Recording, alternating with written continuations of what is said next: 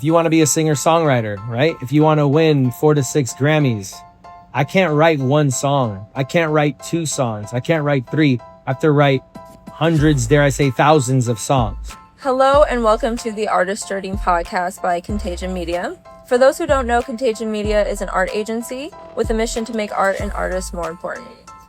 Here on the Artist Journey podcast, we invite artists of all mediums who break artistic boundaries to sit and talk with us about their journey. I'm your host, Maddie, also known as Maddie the Baddie, and I'm here with our special guest, Erick Grillo.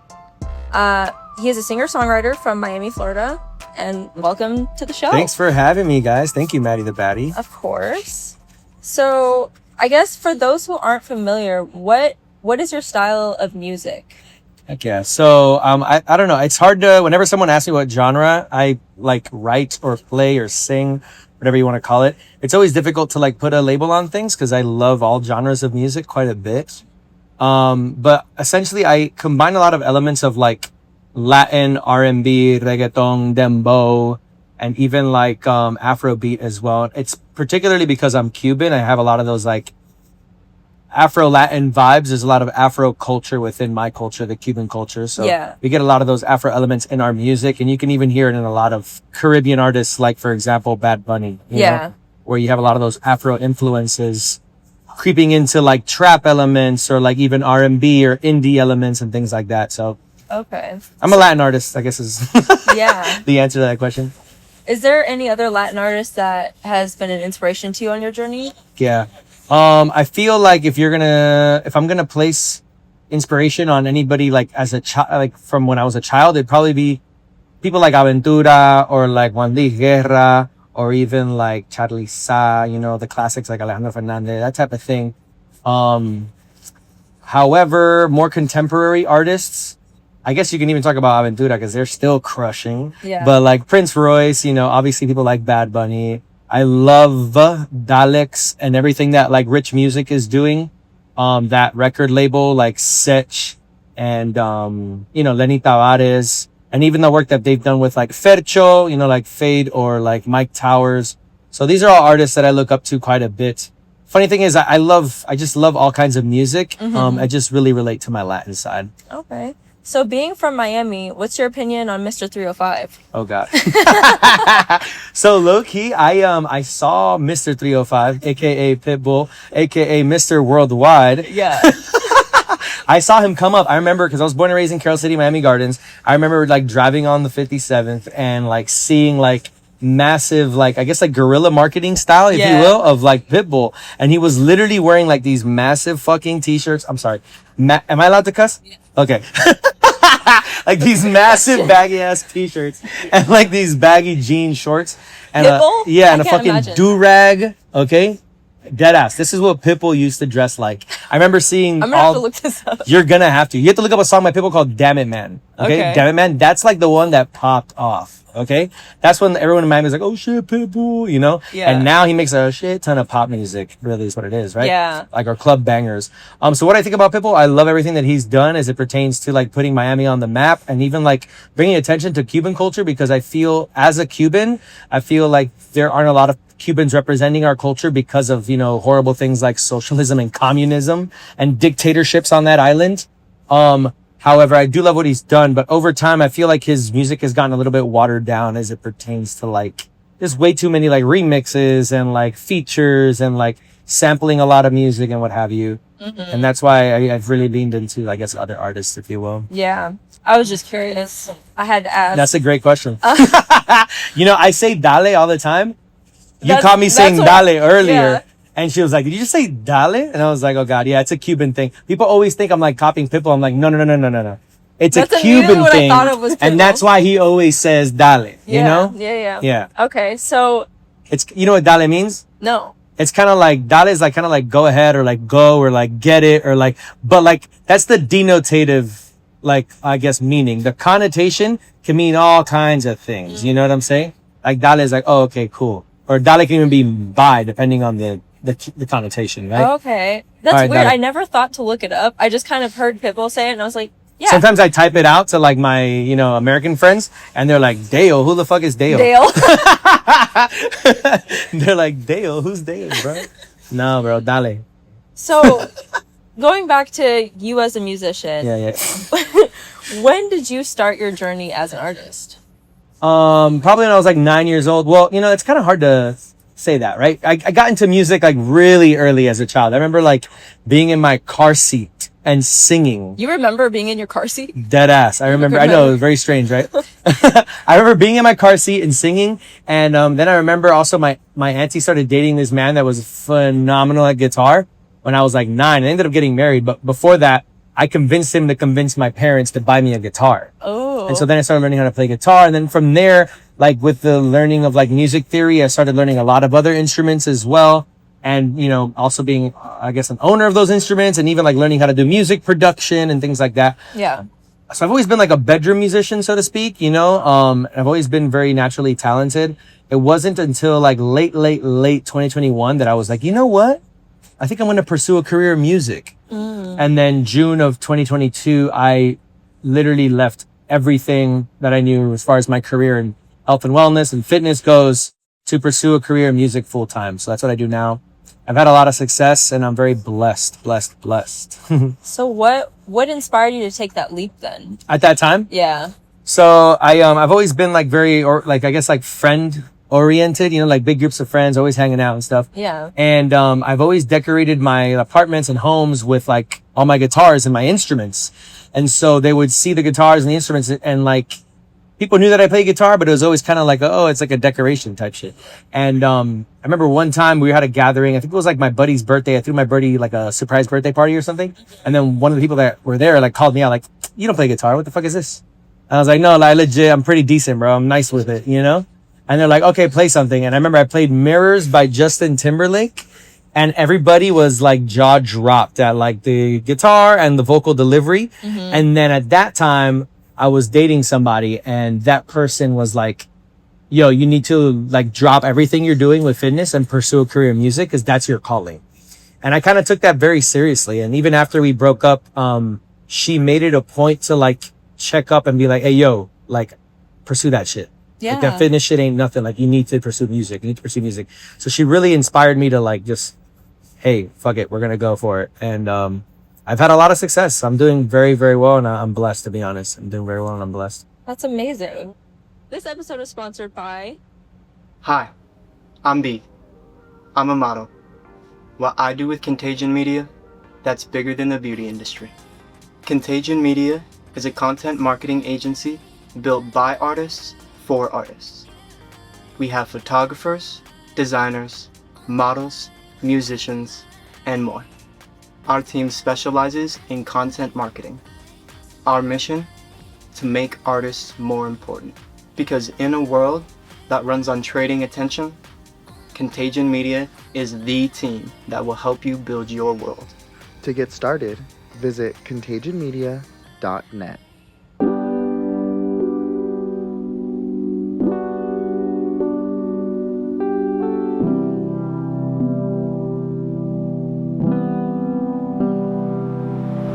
Baby, tú no sabes lo que me haces. La forma en que me miras, tú me desnudas como nadie lo ha hecho antes. Mami, si tú quieres,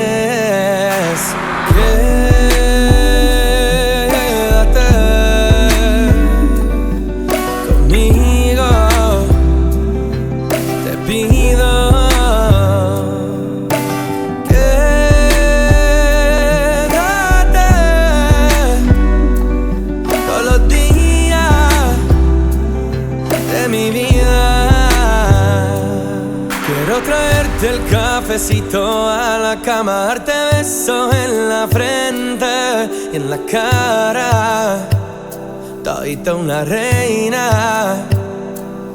En la cama empiernados, susurrándote al oído que te amo, baby, te amo.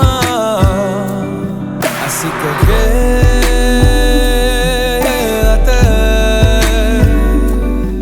conmigo te pido.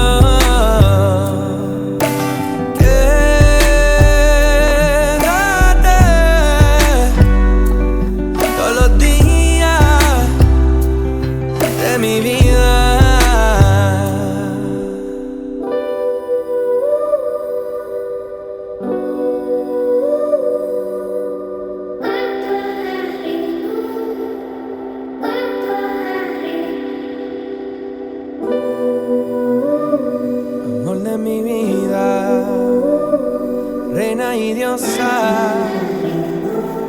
como me inspiras.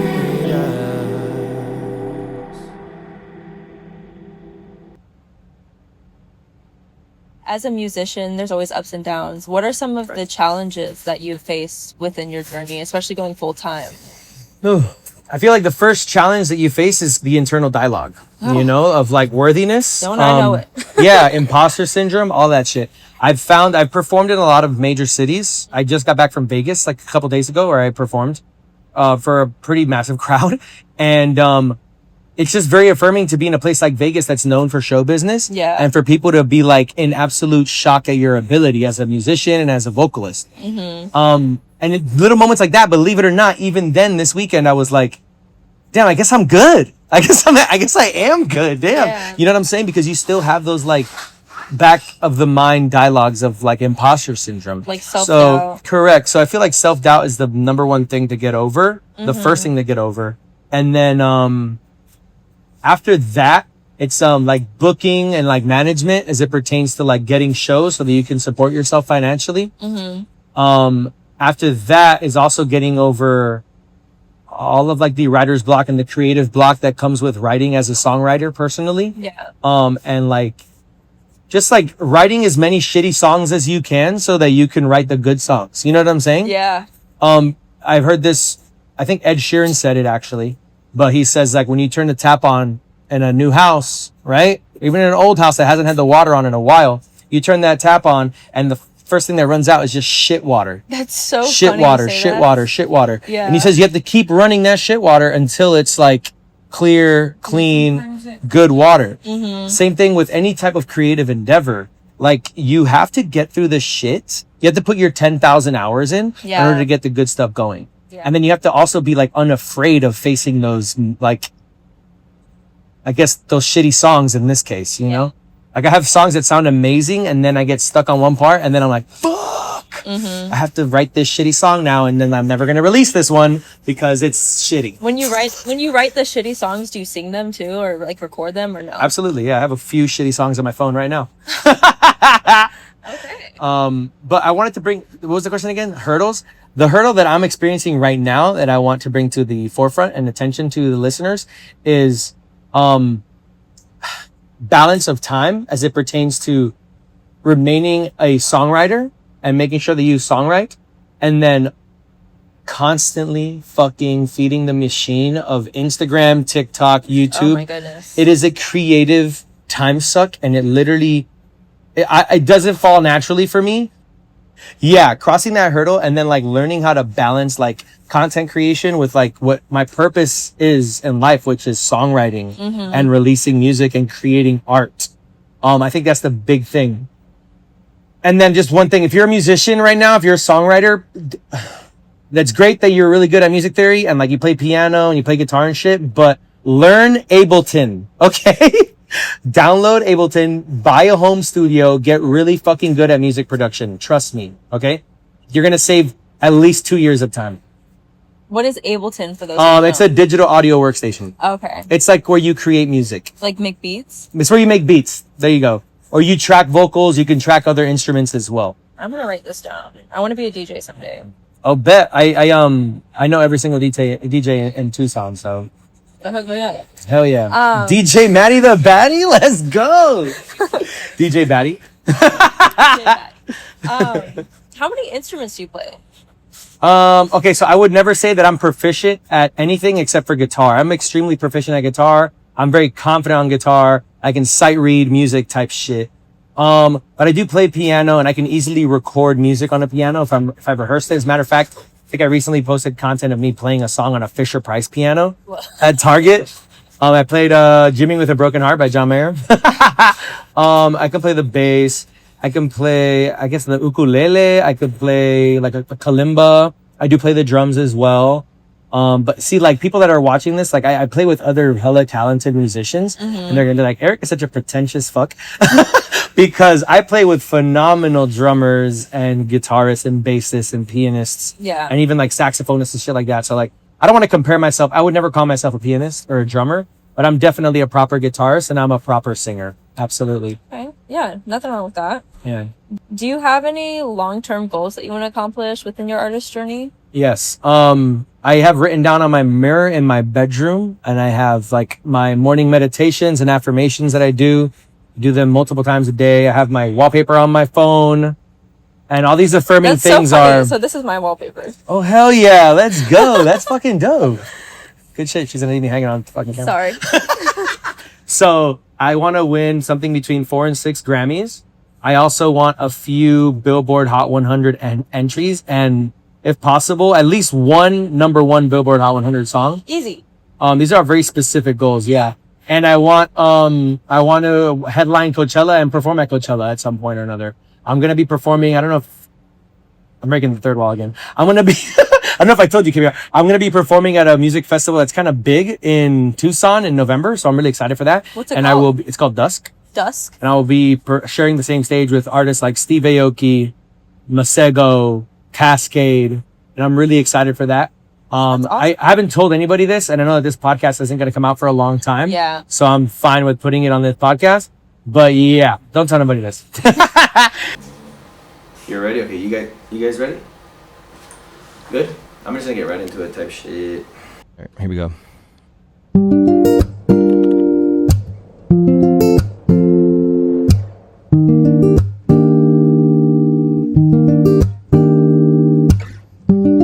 Te busco, no sé dónde está.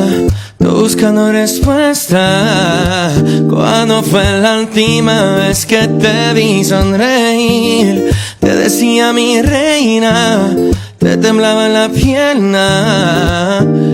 Contigo las noches no eran para dormir. A veces lo ignoro, fumo y bebo solo. Siempre pensé que no te debiste ir. Cambiaste plata por oro, eras mi tesoro. No supe qué día te olvidaste de mí de mí y yo de ti. No supe qué día te olvidaste de mí de mí y yo de ti. No supe qué día te olvidaste de mí de mí y yo de ti. No supe qué día te olvidaste de mí de mí y yo de ti. A veces te extraño más, te quiero perdonar, pero me tiraste pa' la lona. Me dejaste en cero en todas las caminas. No me llames cuando te sientas sola, bebé. Yo sé que también extrañas los carros, hacer el amor cuando estábamos farros. Todo era mentira cuando tú me decías, baby, te extraño, que duraría los años. Baby, dolió tu engaño. Ojalá que se acabe este tema y por fin ya me olvide de ti. Te busco, no sé dónde está. Estoy buscando respuesta. ¿Cuándo fue la última vez que te vi sonreír? Te decía mi reina, te temblaba la pierna. No supe qué día te olvidaste de mí de mí y yo de ti. No supe qué día te olvidaste de mí de mí y yo de ti. No supe qué día te olvidaste de mí de mí y yo de ti. No supe qué día te olvidaste de mí. Esa noche, bebé, esa noche jamás la olvido. No entiendo qué fue lo que hiciste conmigo. Esos labios tan dulces, ojos tan lindos, ese olorcito, todavía escuchando tu grito. Chequeando mi cel, chequeando mi story pa' ver si la ves. Chequeando el mismo lugar de la disco, a ver si te vuelvo a ver. La foto bailando, besándote, leyendo mensajes que te mandé. bebé, ¿dónde se fueron los días? Tú me decías, tú eras mía. Oh. ¿Dónde se fueron los días que tú me decías que tú me querías? Oh. ¿Dónde se fueron los días? Tú me decías, tú me querías. Yeah, yeah, yeah. Whoa. So if you weren't an artist, what would you be doing instead? If I wasn't an artist, what would I be doing instead? Shit. I'm trying to find a joke here, but I got nothing right now. Come back to me later. I can do better. No, I actually went to school for nursing and I worked in adolescent psychiatric crisis for 2.5 years. What? And that was anxiety inducing as well as depression inducing. So I left that career to pursue a career in fitness. And I did love my career in fitness, mostly because fitness and health and wellness overall has been like a massive coping skill for me. Yeah. With like the things that I've gone through in my life and like coping with all that shit. But it's not my purpose, you know? Yeah. I do also love jujitsu particularly. So I feel like if I wasn't doing music, I would probably be doing something within the realm of health and wellness and fitness. And I would definitely be pursuing jujitsu as an artist, if you will. Jujitsu artist type shit. I love jujitsu, yeah. No, I can totally relate on the fitness aspect. I used to be a personal trainer. Oh, yeah. It just I hit a point where I was like, I actually don't want this to be a career. I just want it to be a hobby. Correct. Because it wasn't as like therapeutic as it used to be. Correct. But you said, you know, it helped you cope with going through difficulties. Do you mind sharing what Yeah, you mean? sure, I can share. I was born and raised very strictly as one of Jehovah's Witnesses, which is a very cultish religion. Yeah. Oh, you should know. She's from Iowa, guys. No, I've definitely I'm met. just kidding. That's a Utah thing, right? But Yeah, I think so. I don't know. But I've definitely heard some horror stories, but continue. it's horrifying. But long story short, my entire family abandoned me as a child. So as a child, that's a bit of an embellishment. But as like a late teenager, you know what I'm saying? They just didn't support what you. Yeah, when I basically like told them that I didn't believe in anything and like it's when I say the word came out, it sounds like I was gay, but I was not. Yeah. But it's like you When I came out about the fact that I was like, hey, this is all bullshit. You guys are living a lie. Yeah. This is the truth out here. You know, and I was like I pulled the curtain, you know, like Wizard of Oz style. Like, hey, yo, he's not the Wizard of Oz. It's just some dude back here type shit. When I pulled the curtain, they were like, oh my God, excommunicate him. So they actually did, they practiced this thing called disfellowshipping. It's like a cult, legitimately. So they actually teach you to literally ignore these people, like shun them. It's a shun practice. And so long story short, my family, hasn't spoken to me in years. And I consider myself like a very community oriented person. I'm very extroverted. Yeah. And I have made my own family, my own tribe over the years. Good. Yeah. I have made my chosen family over the years. And I have made my own tribe of like friends, people that I can rely on. But without a doubt, it was a very traumatizing experience for me, you know? Mm-hmm. And, I think that, I don't know, like fitness and particularly jujitsu and MMA, and that community that I found within those communities, was very healing for me. I've also done like therapy. I definitely need to get back into therapy though, if I'm being honest with you. But yeah, it's been years of like the healing journey, the self-work, you know, which exists outside of even all those things that I mentioned, you know, you have to like face the dragon as well. Yeah, no wonder. I mean, I feel like abandonment has a lot to do with like internal dialogue, like Oh yeah, for sure. subconsciously. So I mean, congrats to where you are now. Because Thank that's you. horrible. Yeah, I don't like talking about this shit, not because it's like, oh, it's a sore subject, but it's just like, who the fuck cares? Like, no one cares. It's the past, but it is your story. Yeah, thank you. So Thank you. do you think that your background, you know, not having a close relationship with your family, to say the least, influences or comes through in your music?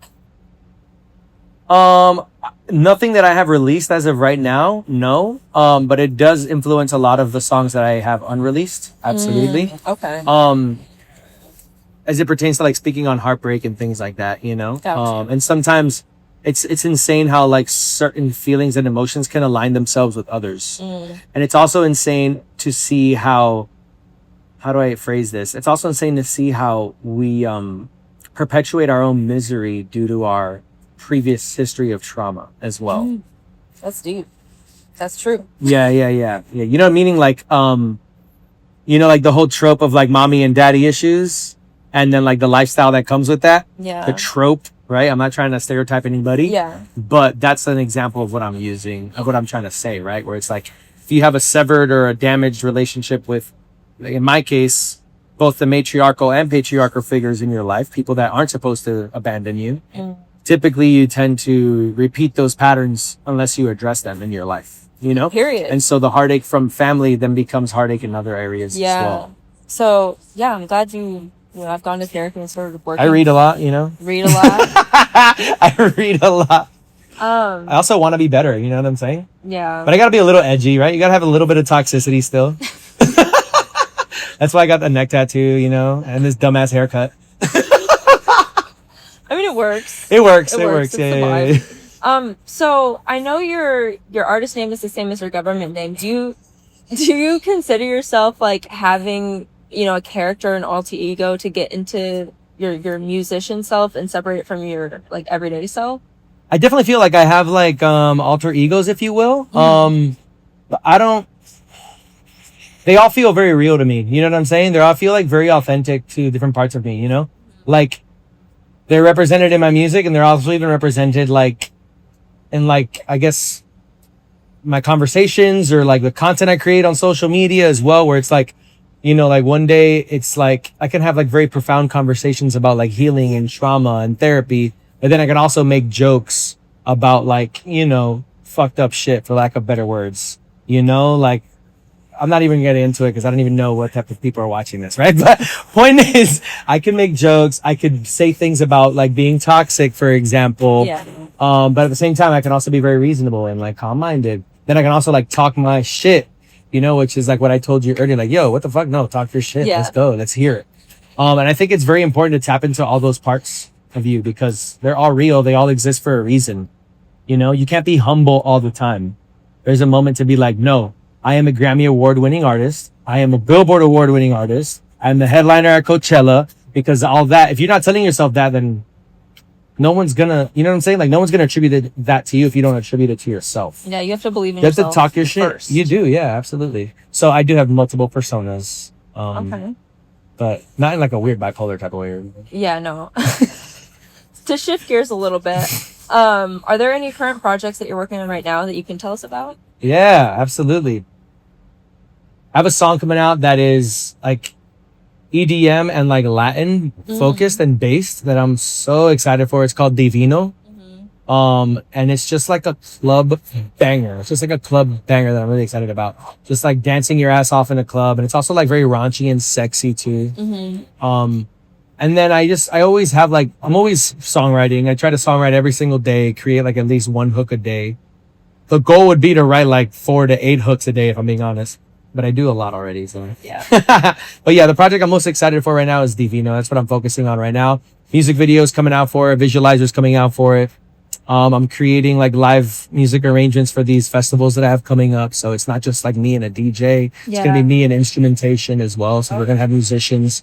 Even though it's like an EDM song, we can have like drummer or guitarist and shit like that. So. Oh, yeah. I'm blanking on what I was gonna ask.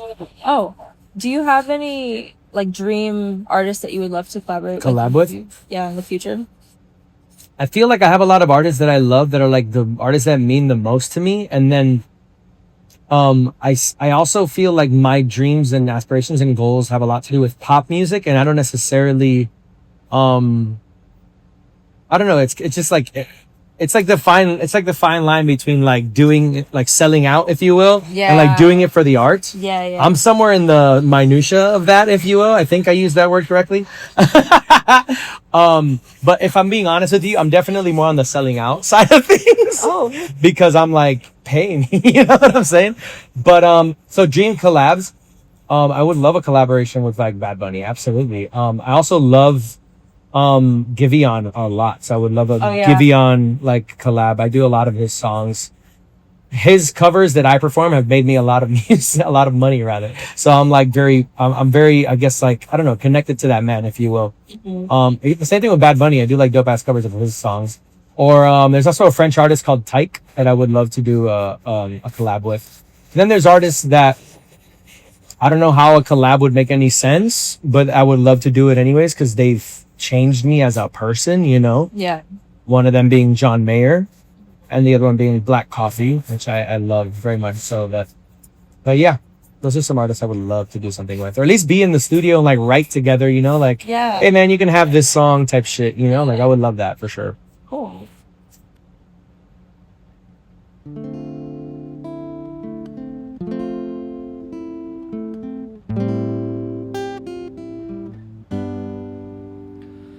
La foto y la memoria pa' que tu contacto, tu mensaje y ahora esta cama tan fría sin ti.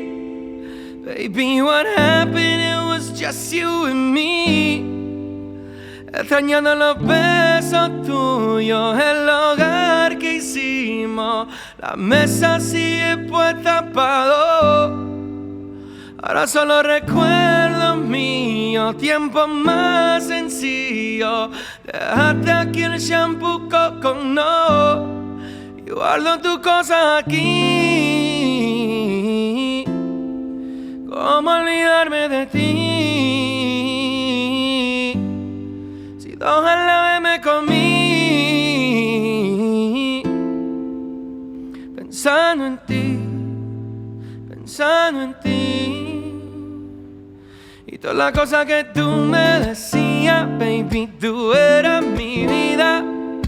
Cafecito en cama pa' dos. Todas las cosas que yo te hacía, baby, el polvo de tu vida. Los besitos calienticos. Toda la noche en la disco, perreando, besando nuestras canciones, escuchando, bailando. Ahora solo la disco, pensando, tomando pato y tequila, testeando. A ver si te lo mando.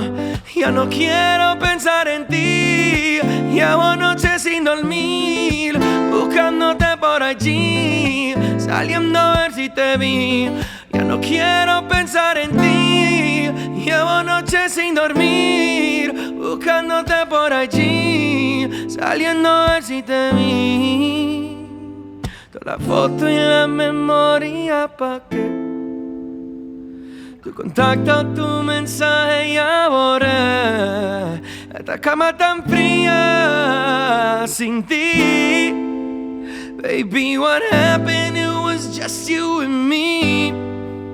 Extrañando los besos tuyos, el hogar que hicimos. La mesa sigue puesta pa' dos. Ahora solo recuerdos míos, tiempo más sencillo. Dejaste aquí el shampoo con no y guardo tus cosas aquí. ¿Cómo olvidarme de ti? Si dos a la vez me comí, pensando en ti, pensando en ti. Thanks, guys. Thank you, guys. Love you guys so much. See you on the other side. Well, we always ask our guests one last question before we wrap up. What is one lesson that you've learned this far in your journey that you would like to leave with the audience? Fortune favors the prepared, guys. Break that down. Fortune favors the prepared. Essentially, like, talking about your goals and talking about what you're gonna do is all great. Pontification is amazing.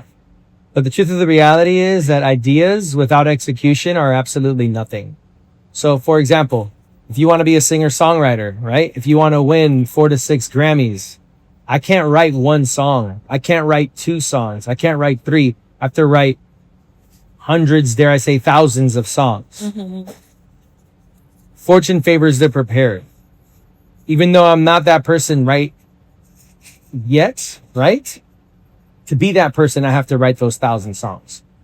Be prepared for that moment, you know? When Giveon did his feature with Drake, Chicago Freestyle, right? He popped off. Giveon already had 12 songs in his back pocket that he was going to release. He was waiting for a moment like Chicago Freestyle. He didn't know that was going to happen, but he was like, this moment is going to happen. When it does, I need to be prepared for that. Thank you so much, Eric, for coming out here and talking to us. Where can our listeners find you? I'm Erick Grillo everywhere. ERICKGRILLO. For my Instagram, it's an underscore at the end. But yeah, if you look me up on YouTube, Spotify, Apple Music, everywhere that streaming is available, I have music videos, one of which I did with Contagion Media. Thank you so much. And then, yeah, just go, the best thing you can do is just listen to my music on Spotify, which is arguably free. So go do that. Period. Well, thank you guys for listening to the Artist Journey podcast. Again, I am Maddie, aka Maddie the Baddie. And until next time, you can check us out at contagionmedia.net. And that's a wrap. That's a wrap.